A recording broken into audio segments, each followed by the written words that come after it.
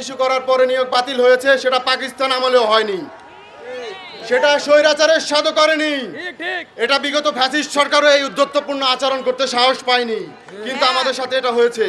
আমরা এটা কোনোভাবেই মেনে নেব না। আরেকটা কথা বলতে চাই, আমার আবু যেটা বলেছে, কালকে 2টার মধ্যে আমাদের এই 12টার মধ্যে আমাদের এই মামলার খারিজ হইতে হবে। কজ লিস্টে আমরা আজকে রাত্রেই দেখতে চাই যে কালকে উঠবে। যদি সেটা না হয় তাহলে কালকে আবার এই বাংলা রাজপথ বাঘিনীদের পদচারণে কম্পিত হবে। আমরা আমাদের দাবি আদায় না হওয়া পর্যন্ত যাব না। আমরা কি বাঙালি জাতি 9 মাস সংগ্রাম করে স্বাধীন হয়েছি, আর এখন আমরা স্বাধীন দেশে আমাদের অধিকার আদায়ের জন্য যদি 9 বছর রাস্তায় থাকতে হয় তাও আমরা থাকবো। আমরা কিন্তু এমনি স্বাধীনতা পাইনি। আমাদের উত্তরসূরিরা কিরকম, আমরা তাদের বীজ দিয়ে তৈরি, আমাদের রক্তে আমাদের শরীরে তাদের রক্ত বইছে। তো আমরা অতি সংক্ষেপে কথা শেষ করতেছি, সময় নিয়ে আচরণ দিয়ে দেবে।